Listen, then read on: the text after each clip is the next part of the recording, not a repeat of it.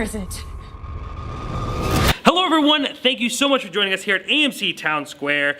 We have a very early review for you. Next week, Alien Covenant, the prequel following Prometheus, before Alien in the Ridley Scott Alien franchise, has arrived. And luckily here on this channel, I'm going to be giving you this review a week early. Now, Alien Covenant is a movie that I've been really kind of tossing and turning thinking about. It's a movie that I feel very in the middle about. I think there are some really good things in this movie, and I think there are some really bad things in this movie.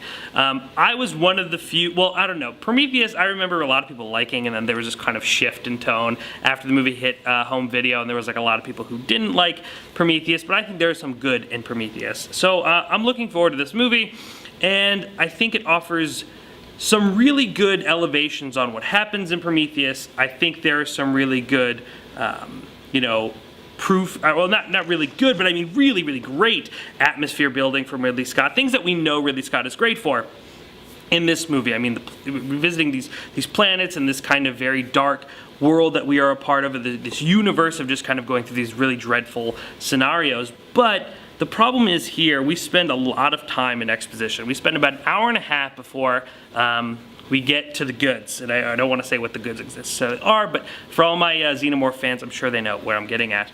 And the problem here is we're spending so much time with these characters, we're not learning anything about them, so we're really not invested in them.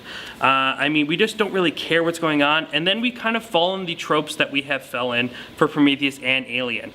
You know, these are scientific geniuses that are flying through the galaxies, and they're just making really dumb decisions and really dumb mistakes, and it kind of just really takes you out of this whole movement. But beyond what everyone is coming to see this movie for, the highlight is not a Xenomorph, it is not the horror, it is not the atmosphere, it's Michael Fassbender. Michael Fassbender playing dual roles here. He's playing just outstanding. I mean, this is arguably one of his better performances, if not one of his best performances. I don't think it's his full best, but it's up there. I mean, he is so good in this constant change where he is playing two different androids, and he is so good every time he is on screen, especially when he's on screen with himself. I mean, there are some really, really amazing things happening. I think my problem with this movie is that there's just so much lull going on here. You have this kind of 90-minute building up to this reveal, and then we just kind of get to this very familiar territory and something that's not super revealing. And then we get to this third act, and we kind of have this big moment where everyone's waiting for, and it feels like a completely different movie. Like, the tone is pretty steady throughout the whole movie, and then we really hit like Hollywood blockbuster in the final act, and it just didn't really do it for me. I talked to a lot of critics after the screening. Most of them were more positive than I was, but I don't think anyone thinks this is the best Alien movie or anything like that. But I think it's a decent addition. I just think it kind of has some problems, especially in the first half of the movie. Besides that, I mean, score is solid, atmosphere build, art direction is all good, all that is there. But one of my biggest problems with this movie is the CGI. I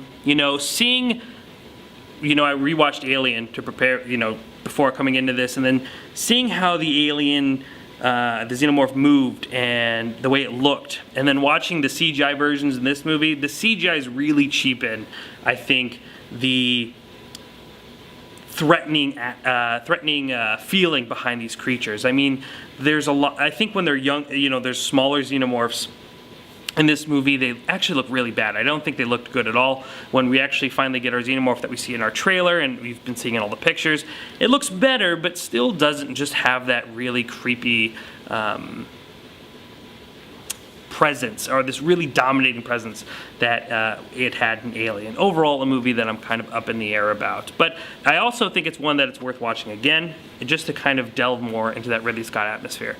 That's going to be it for this week. I know it's a week early, so make sure to go check out our review for King Arthur, Legend of the Sword, as well as our review for Snatched. Our interviews with the cast and crew from Snatched and Charlie Hunnam from King Arthur are all up there on that white eye. Ladies and gentlemen, my name is Jacob Tiranno, signing off for ChasingCinema.com, the film lovers website.